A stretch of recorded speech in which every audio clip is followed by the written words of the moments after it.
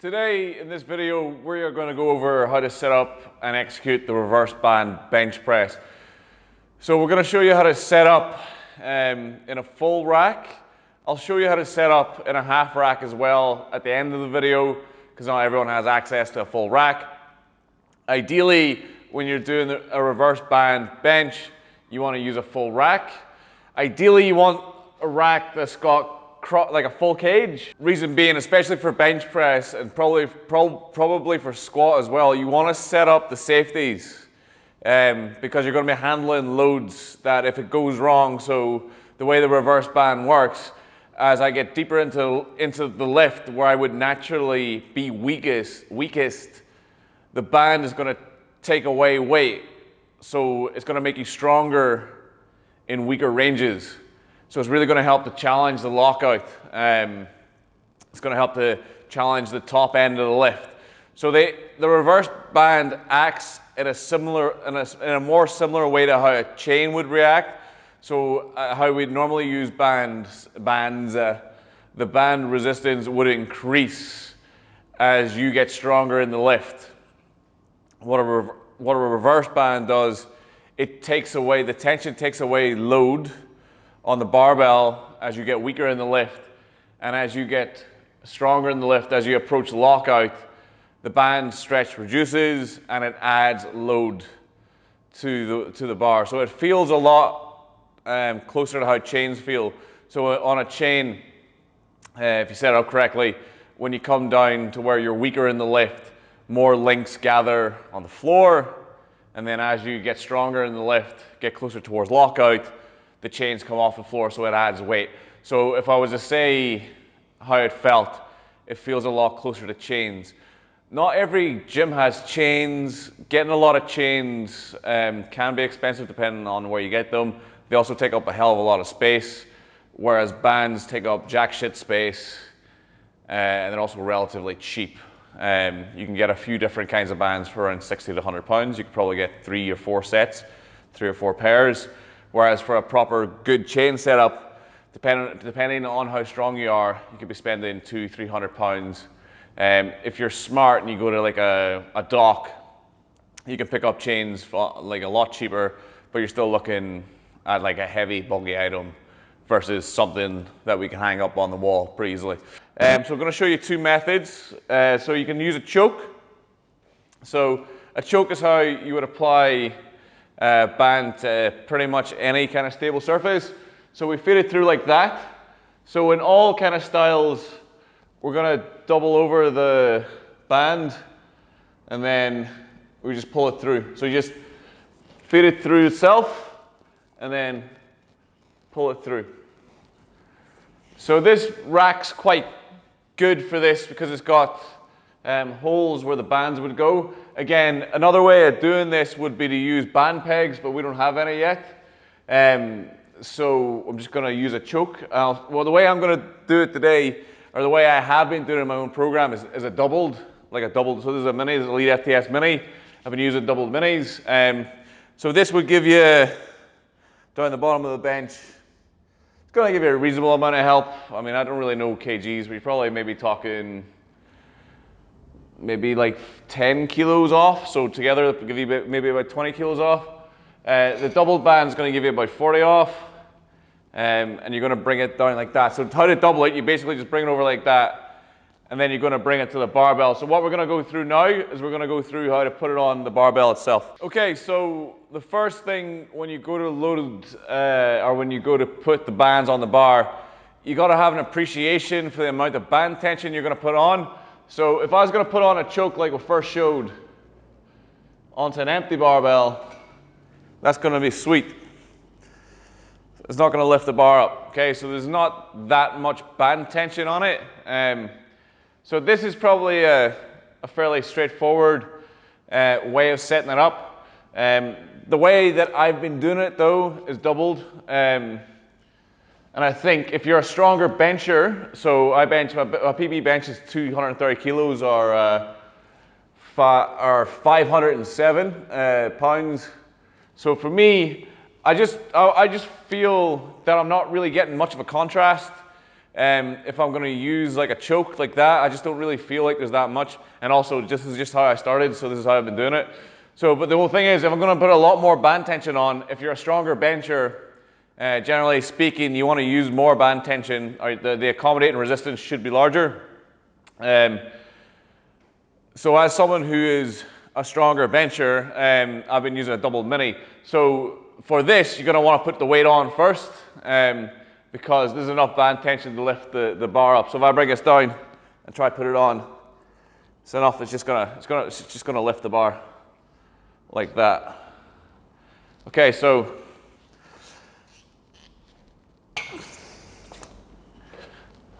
one thing to be mindful of when you're setting up is the amount of band tension you're using. So if you're using a double band rather than a choke, you're really going to want to use, really going to want to put some weight on the bar. So for me, I've been loading up 100 kilos or 220 pounds before I put the band on. And then that's kind of my base. With 220 on or 100 kilos at the bottom, you're looking at about 60 kilos with this setup. 60 kilos at the bottom, 100 kilos at the top.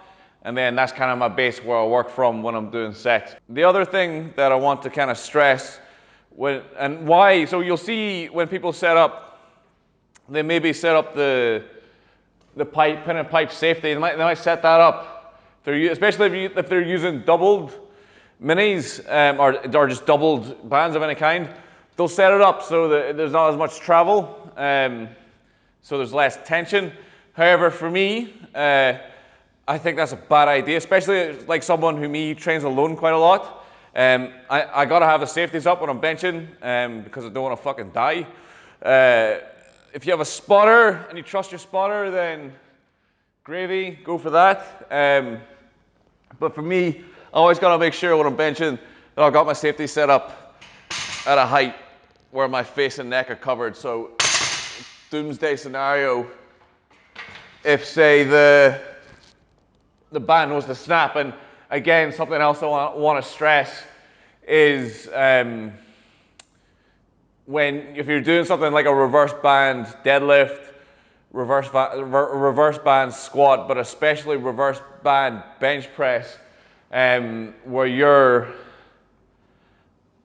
basically your vital organs like your head, your neck, your chest are under the barbell. Not only should you have the safety set, but you should also try and purchase the best bands you can. So these are Elite FTS UK bands.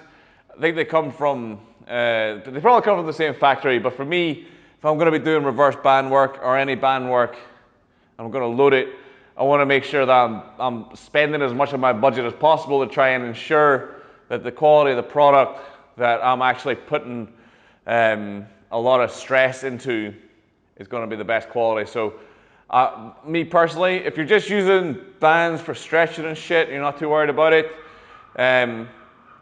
just buy whatever you can afford, buy the cheap shit.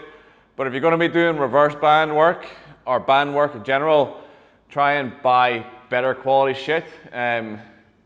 Just because I have seen so many fucking bands in gyms just fray and break from people just doing stretching with them, and typically just buy kind of cheap stuff.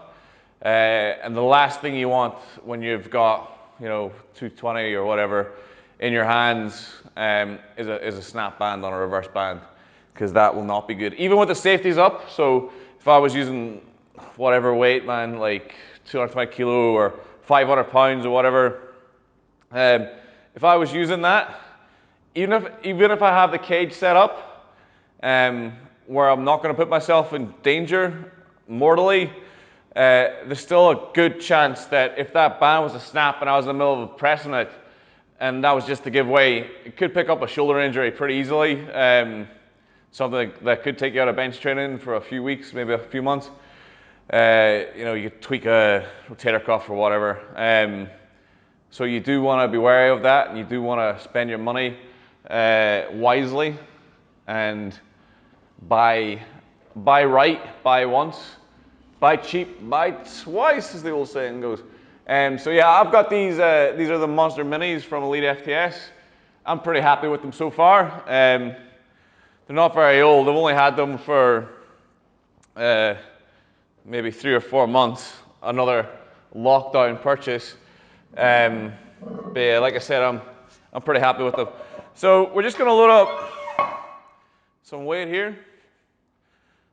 So we're gonna load up 100 kilos like I was saying, and that's gonna form our base weight.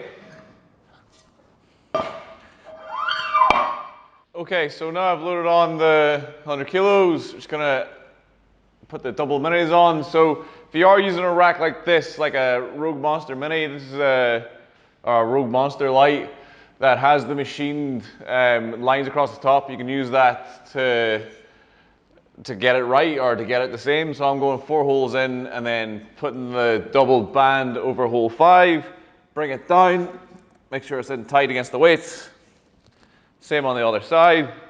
And that is you set up and ready to reverse band bench. So I said beforehand, it's more like chains in the way it's gonna feel. It's gonna feel super weird with no weight on. So like even with 100, so this is taking probably, I said what, 60 off the bottom. So this is gonna be about 20 at the top. So you unrack it, set, and then when you bring it down, you can always pull it down.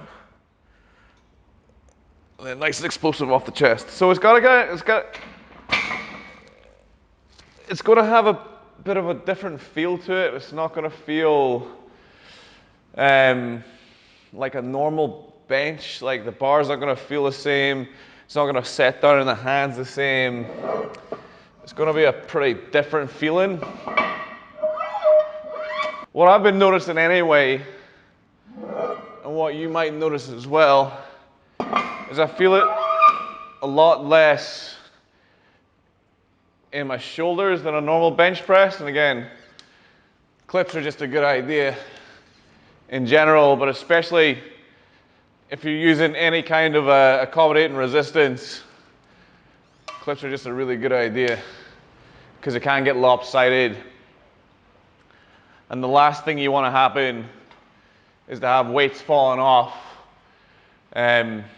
when you're using bands, because that could be a definite fucking bad time. Probably more so with traditional bands, as in bands adding resistance rather than reverse bands. Yeah, so like it's kind of a weird sort of sensation. It feels a bit more normal when you get a bit more weight on it. Like unracking that feels a bit more normal. When you bring it down, it just encourages you to pull it down, and then when you press it, it really pays to try and be as explosive as you can for the bottom, because when you get to where the band stops helping so much, it kind of kicks in quite quickly. It's not like a smooth transition like you might get with a chain, where the links are coming off. If you set up the chains in a way where you're getting constant variation in the weight, so when you take it out, you have X amount of chains up. When you bring it down, X amount of chains are on the floor, and then as you press, you get chain by chain. So it's a bit more of almost like a linear transition when you come off the chest. It's a weird thing to try and like articulate how it feels, but it definitely feels a lot closer to chains. Although the one big difference between this and chains is what I mentioned beforehand, kind of the unloading of the shoulders. So one thing with bench press and using accommodating resistance and bands specifically,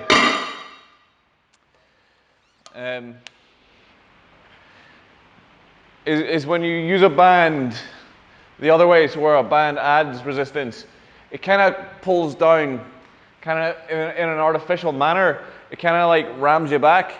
So it can be difficult to kind of set up in a good position where I want my shoulder blades retracted, so I want my shoulder blades together, I want my sternum up, chest up, shoulder blades back and down. It can be difficult to set that with a banded bench setup. With the reverse band, it's a lot easier. It feels a bit more like a traditional weight. in that sense. Another aspect to the reverse band, which I like, is that you can really feel it in your chest and the triceps. So there's not really been much work done on slingshot, but the one study that has been done and has been sent around showed that slingshot really unloaded the triceps towards lockout. Whereas obviously the idea is it's similar to a reverse band, where you get more help from the bottom, unloads the shoulder, and you try and overload the lockout. But the only research that's been done on that has actually shown that not to be the case. There's actually less tricep involvement when you use a slingshot versus when you use a normal straight up bench press. And I can vouch for this. I mean, it's anecdotal, but I felt this thing absolutely caved my triceps in the first time I did this. I've been doing it for about 3 weeks in the program now. It's pretty nice. It does definitely unload the shoulder. And like, it feels a bit more like chain. So I think this is quite a good option for like volume work as well. Or if you're someone who like maybe wants to work on their lockout, or want to work on their top end, or you want to work on your confidence handling heavier weight, it's going to bring a lot of similar things to the table, like doing board press would. But obviously you don't need someone holding the board, so it makes life easier in that sense. So in general, yeah, I think it's quite a good little addition. If you're looking for something to help with lockout, if you're looking for something that you can utilize to still practice the movement, so a lot of movements you might utilize in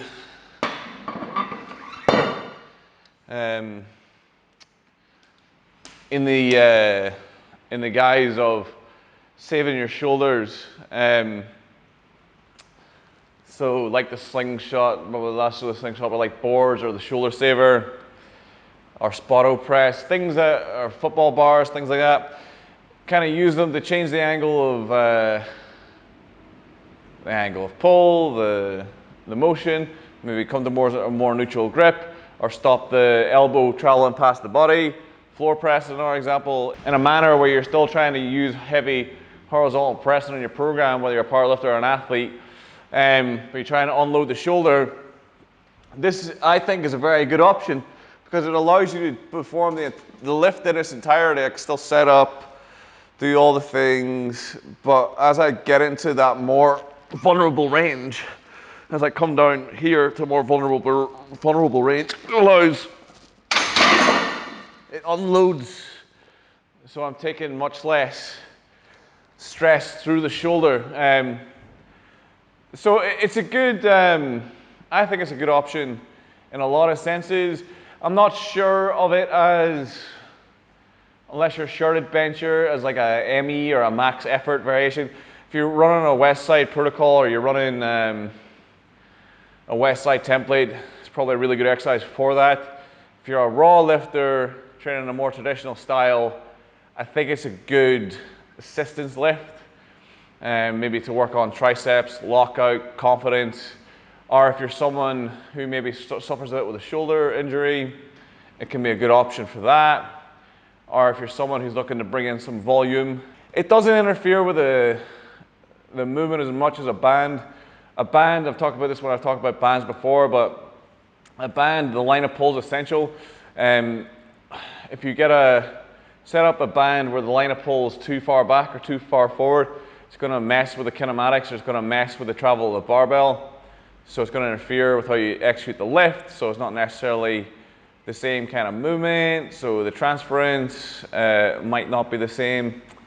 And like I said, it's a hell of a lot easier to set up, and it's a lot more achievable than chains. So it's a good lift and something that I think you can definitely make use of. And just to finish out, I'm just going to show you how to set it up in a half rack. Okay, so not everyone's going to have a full rack. Some people are going to have open racks, like I mentioned before. Most people are probably going to either have a squat rack with safeties, or they're going to have a half rack like this with safeties. So what we're going to do, we're just going to take the safety, so a half safety like this, with a drop-in kind of design. We're going to put it at a height, so I'm just taking forward, down, arbitrary. Never done this setup before, so don't know how much it's going to add or take away. I'm going to choose to use a choke on this. So this is the kind of a setup you might use if you have like, you might use a choke if you're maybe benching like 80 to 140 or something like that. And again, you can use this kind of setup with any bench plank. It's kind of irrelevant. It's just going to change the amount of contrast. It's going to change the amount of load it's going to take off at the bottom. But it's pretty much the same in concept. Take it out. So that's pretty much the whole weight here. And then when I come down, I get a little bit of help off the chest, not much. You can feel it, and I'm coming into like, I can feel it coming into full, taking the full load at the top there.